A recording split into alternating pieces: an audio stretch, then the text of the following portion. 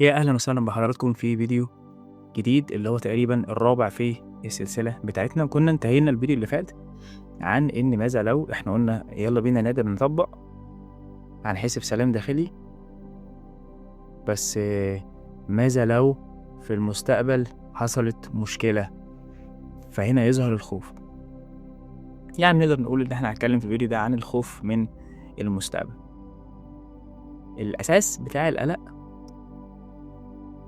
هو فكرة آه، إن إحنا بنثق في عقلنا إن هو بيقول الحقيقة.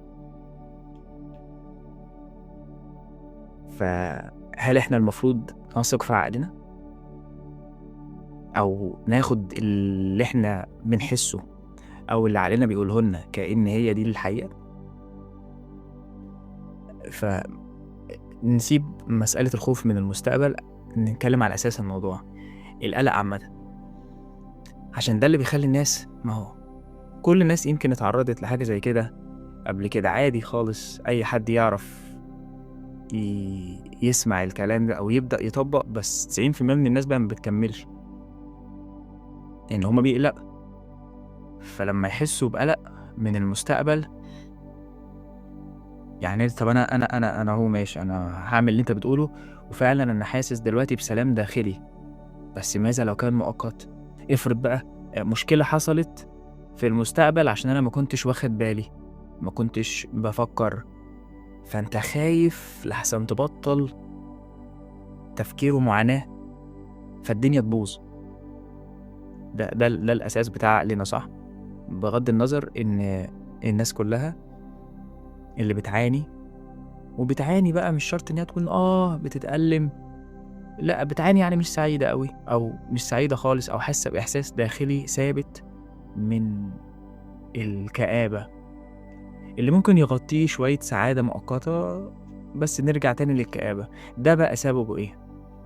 أنا عايز بقى أنا أهاجم المانع الأساسي اللي هيمنعك إنك تطبقي التعليم دي بتاعت السلسلة دي واللي في القناة دي عامة.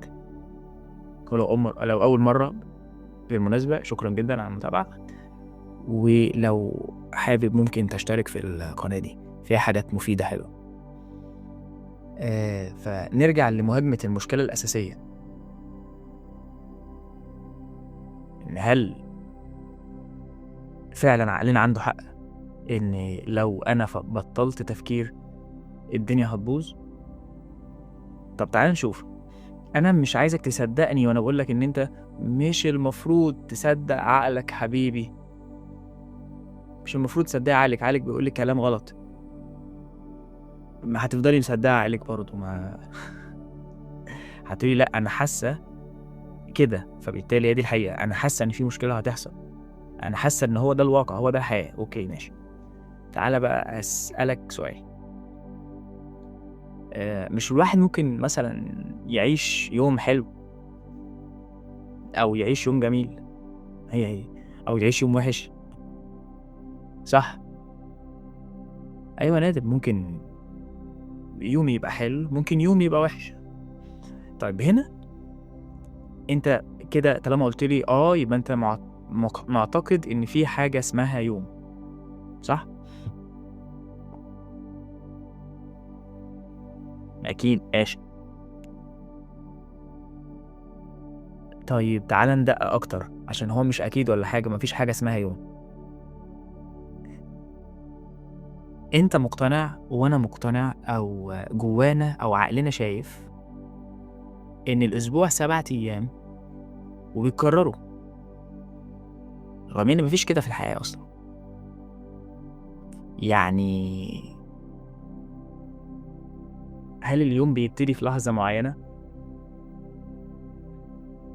أيوة تقولي اليوم يعني ده بيبتدي الساعة 12 مثلا، هقولك ماشي، الساعة 12 دي الساعة دي موجودة في الطبيعة ولا الساعة دي اختراع بشري؟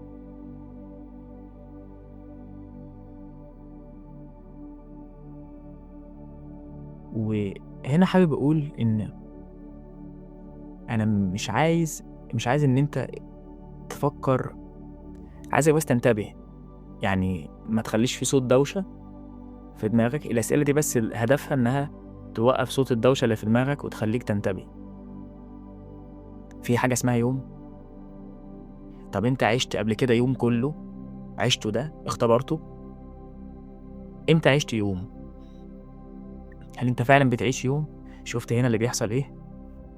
أنا عقلي فاهم وأنا كنت مصدّقه من غير ما أفكّر أو من غير ما أدقّق، عقلي فاهم إن أنا باعيش اليوم كلوكشة واحدة، كحاجة قد كده بتحصل لي،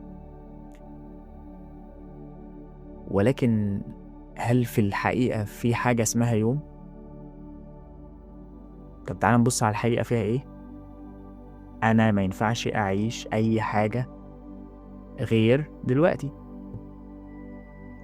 سواء دلوقتي نايم، دلوقتي واعي، دلوقتي غير واعي، دلوقتي بافكّر، دلوقتي منتبه، بس في حاجة غير دلوقتي؟ أنا ينفع أكون موجود في وقت غير دلوقتي؟ تقول لي يا نادر أيوه ما في ماضي، أيوه ما هو الماضي ده ساعة ما حصل لك ده كان دلوقتي برضه.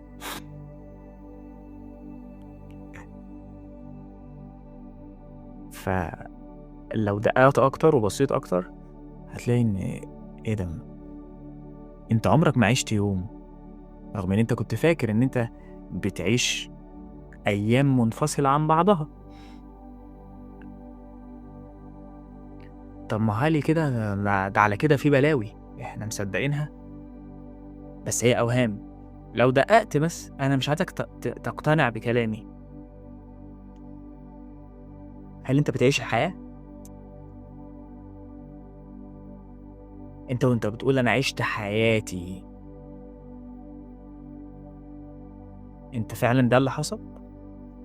والّا ما حدش يقدر يعيش غير دلوقتي، اللي هي لحظة غير قابلة للانقسام لو خدت بالك، يعني دايمًا في حالة تدفق مش بتبتدي ولا بتنتهي،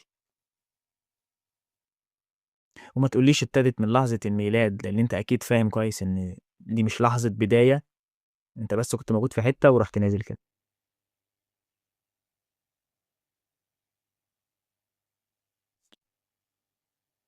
أنا دلوقتي يعني باتمنى تكون فاهم وتكون شايف وأنتِ تكوني شايفة إن ما فيش تقسيم في الحياة، ما فيش حاجة اسمها يوم أو أنا عِشت موقف، ما لوش بداية ونهاية، يبقى هو مش حاجة أصلًا. ومن هنا هل أنت فعلًا لسه بتثق في عقلك؟ ما هو أنت قال لك أنت بتعيش يوم وأنا حصل لي يوم حلو وما فيش حاجة اسمها يوم أصلًا، أنا حياتي مش عارف مالها وما فيش حاجة اسمها إن أنا عِشت حياة أصلًا. إذًا أنت الفكرة هتقول لي يا نادر ما أنا عارف، أنا قصدي يعني فكرتي عن اللي حصل ده يعتبر الموقف. حلو، يبقى نسمّي الحاجة بمسمياتها، أنت كده أصبحت بتعيش الفكرة، بس أنت فاهم إنها الحياة الحقيقية، أنت بتعيش فكرتك عن اليوم، بس اليوم مش ده اليوم، لإن ما فيش حاجة اسمها يوم، ده اسم، ده حاجة كده فكرة عقلية، حاجة العقل م ابتكرها مش موجودة في الطبيعة. فده كان الفيديو بتاعنا النهارده، اللي كنت باركّز فيه على إن ما تبقاش واثق في اللي عقلك بيفهّمه لك أوي، عشان ما فيش حاجة اسمها يوم. أنا نادر رجب، باشكركم جدًا على المشاهدة وأشوفكم على خير في الفيديو اللي جاي وسلام.